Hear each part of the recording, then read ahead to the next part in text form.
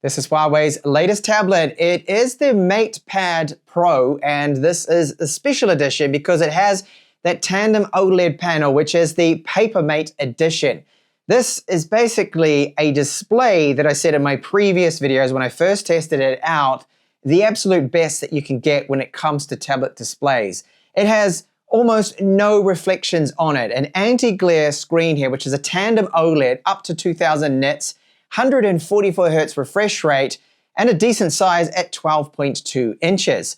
I do have the MatePad Pro's here Gluide keyboard that Huawei sent out to me, the M Pencil 3rd generation stylus that I'll be covering in this video, and the NearLink, and also does support Bluetooth mouse. Now, what else does Huawei include? So we get this microfiber cleaning cloth. We have our Huawei Supercharge. Now, it's a very compact, small charger, yet maximum output with this is 100 watts, which is very good. And you see it does have a Type-C port and a Type-A. So you got both there. So I can use the same charger, for example, to charge the Pura 80 Ultra, which I do have. And the included charging cable is Type-A to Type-C that we get. And as you saw in the intro, I do have the accessories. So this is our Gluide keyboard. Really good build quality, typical Huawei. We have the logo on the back there. Nice soft touch material to it. The backing plate is magnetic, so the tablet, it just clips onto the back part here.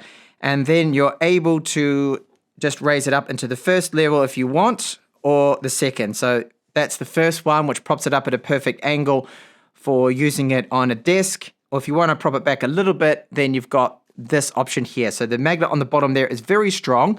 Now the key travel with this, very good. It's a nice about 1.5 millimeters of travel, very good keys. So they're the same quality that you have with their MateBook series of the premium laptops. And it's using NearLink connectivity. You've got Huawei Share support with this.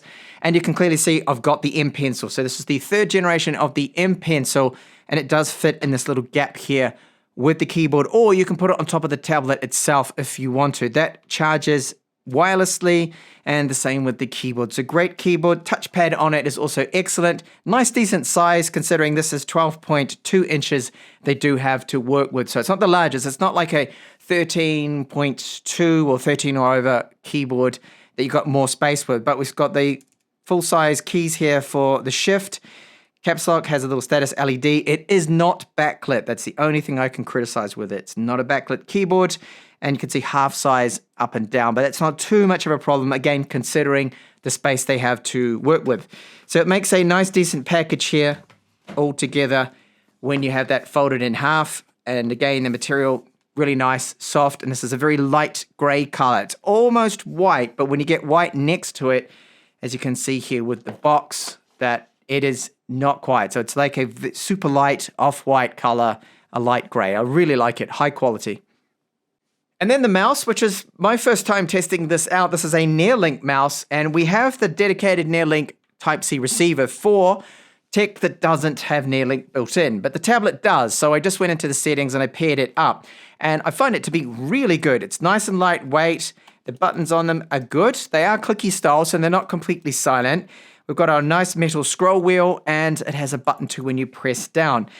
The receiver, unfortunately, this is one thing I have to criticize about it. It doesn't fit inside here. So you just lift the top off, and there we have our AA battery, which is included in the box. They give us that. But there's no way to slot this in here, put it inside. Would have been nice just for storage if you're going to be using it with other devices.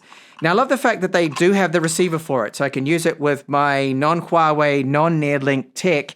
And it also does have Bluetooth, so you can select the mode here. So in the middle's off, and then you've got the receiver, or you've got NearLink or Bluetooth if you wanted to do that. So you can pair it up to so many different devices. Old Android tablets, for example, it's going to work as well.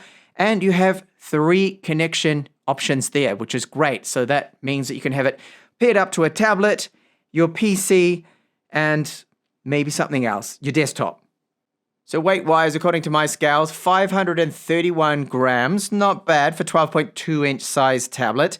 If I add the keyboard, which I think most of us are going to be bringing with us, it's now 968 grams. That also does include the stylus. I've got that in there. We add the Type-C cable and our 100-watt charger. That's 1.13 kilos all up travel weight. Not bad. And if you're going to take the NearLink mouse with you, well, than it is then 1.22 kilos. All up, I think for 12.2 inches, that isn't a bad total travel weight. So the material on the back of the tablet here is very nice. It almost has like this marble type finish to it, and I think it looks great, feels really good, lightweight and thin as mentioned at 5.5 millimeters only. I think that is excellent. And we have a 10,100 milliamp hour battery within this is excellent. Now it doesn't have wireless charging, but we've got the 100-watt wireless charging. The camera's right there, so 8 megapixel ultra wide and a 50 megapixel main camera. Now with video, they do not seem to have electronic image stabilization. Now for a tablet, I don't think that's too much of a major because most people would probably be using their phones, but they're decent enough cameras and there is a flash built into it, LED. Now the speakers are Huawei sound. I'll give you a sample of them later on. They do sound excellent, really good. And we have a capacitive fingerprint reader and power button right here, which works really well 100% of the time for me. I've not had it fail. So very accurate that.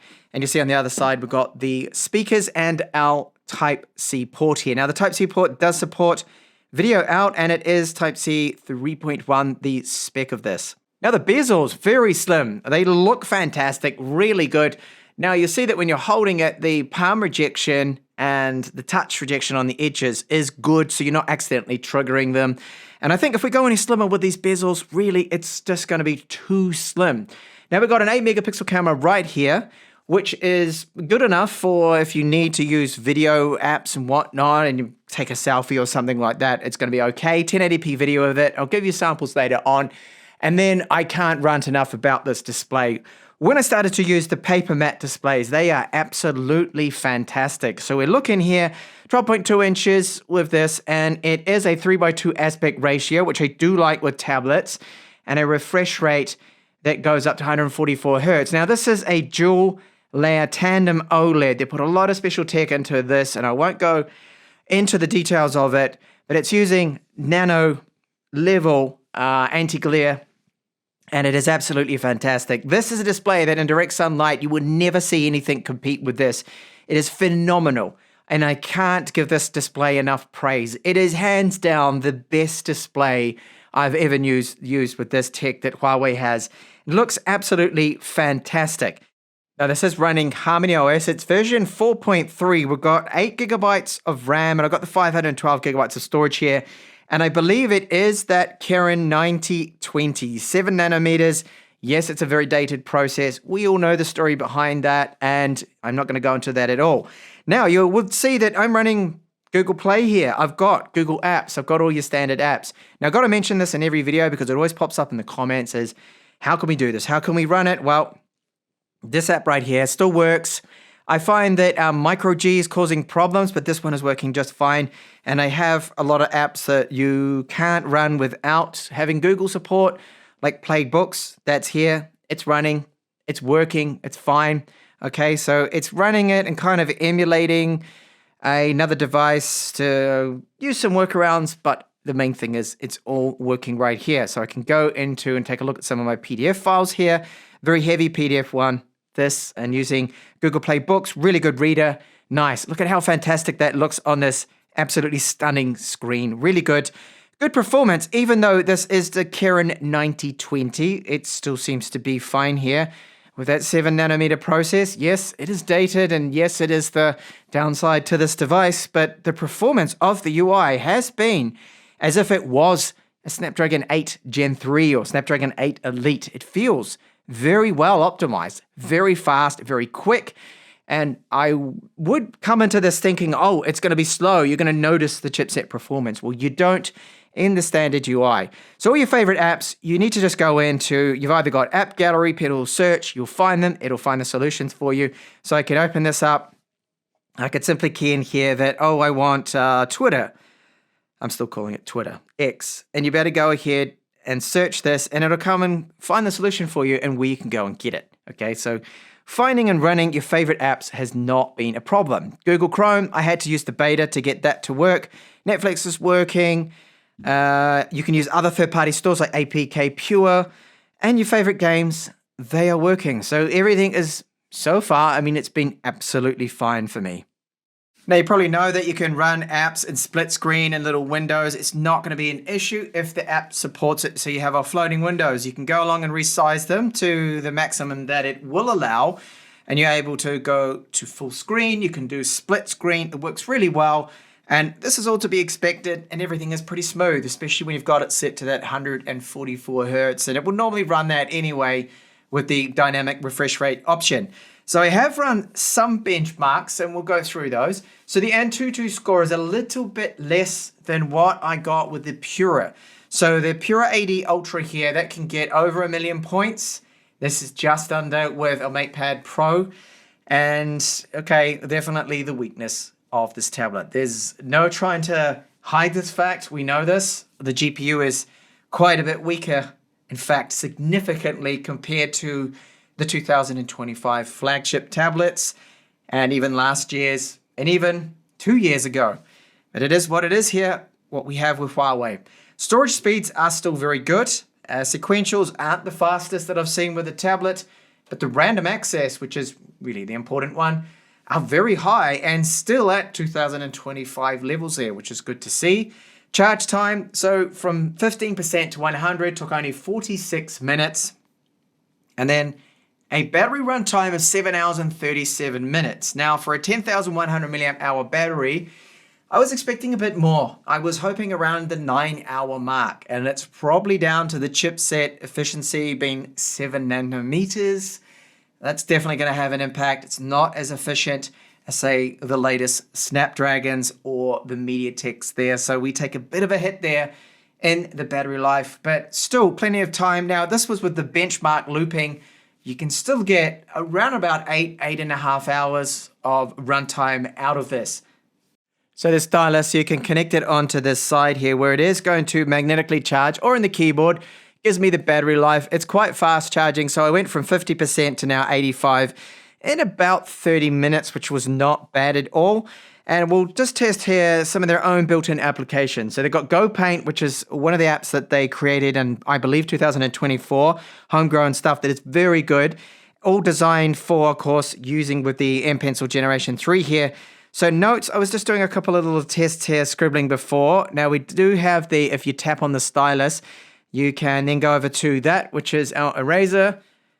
And it seems to work very well. So there's no physical click in button, but it is a touch sensitive button there that they've got.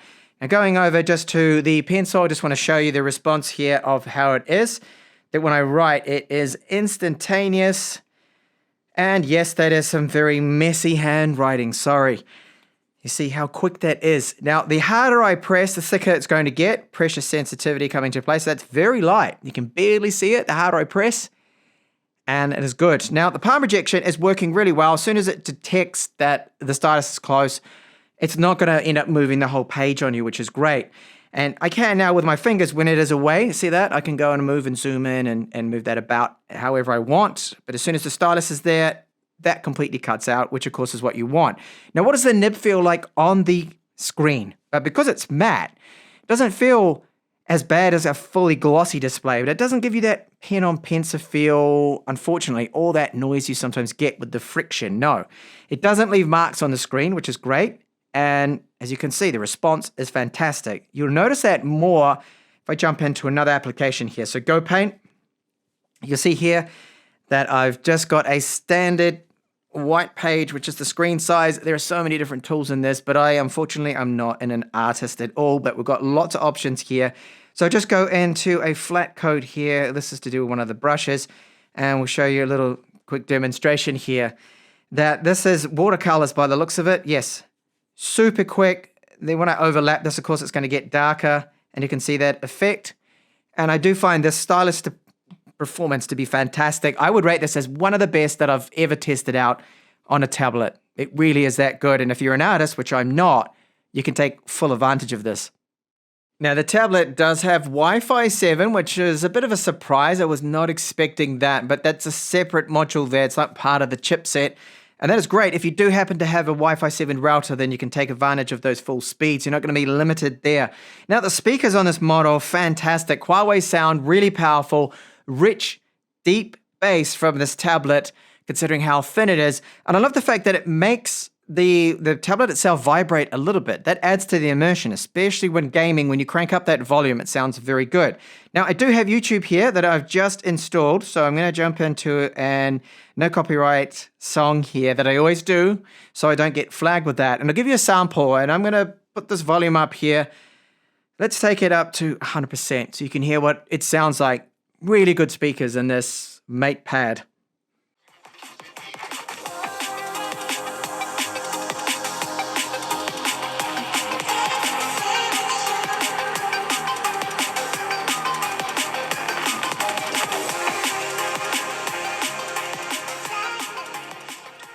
So is this chipset enough to play a very demanding game like Genshin Impact? Well, it is, and it's surprisingly doing okay. Now, you do notice more frame dips and lags in some areas and some points than you would with the more modern chipsets you get in other tablets. But I am surprised to see that it will play these kind of games very smoothly. I'm on the high settings here, so putting it on the absolute highest, probably not the best idea, but it can certainly run the high settings just fine. And a very quick look at the MatePad Pro PaperMatte editions here cameras. So front-facing camera can shoot 1080p video. We don't get 4K with this. It's got electronic image stabilization, so the footage is pretty steady and smooth. And for a tablet, I don't think it's bad at all. Shooting in 4K, it doesn't seem to have electronic image stabilization. There is a bit of shake coming through, so to me it looks like it's not working, and I can't go over to the ultra wide because it's only the main camera that does support the 4K video. Now I'm shooting at 1080p. It looks to have electronic image stabilization, certainly seems steadier to me at least, and I can now use the ultra wide so we get quite a bit more in the shot. What it boils down to is Huawei has a fantastic tablet here. The best screen that I've seen in a tablet, just the lack of reflections on it make it so comfortable to use. It's got great brightness in super bright environments where other tablets will strain. And even though we are looking at a dated chipset on this, it is very smooth. The whole experience is fast, it's snappy until you get to 3D games. If you need 3D performance, you want the absolute gaming performance, this is not the tablet for you. But if you want the world's best tablet display and a fantastic keyboard, brilliant hardware, lightweight, thin design, then this is the tablet for you. Now the M Pencil, the 3rd generation with NearLink, works exceptionally well. There is no latency at all that I can really detect. It is instantaneous. The mouse is also very good. It's a great set of hardware, but we have, of course, the limitation that I talked about with the chipset, which Huawei's working on. I've mentioned on other videos that eventually they're going to start coming out with some newer, more updated process and better performance there. So that is the downside to it. With otherwise, I think, an absolutely fantastic tablet from the MatePad series has always been, for me, a standout tablet. And it's no exception here. It really is class leading in most areas, especially that display. There is no competition that I can think of that has a display that is good as what we get with the PaperMatte edition of these MatePad Pros. So thank you so much for watching this review. Hopefully see you in the next one.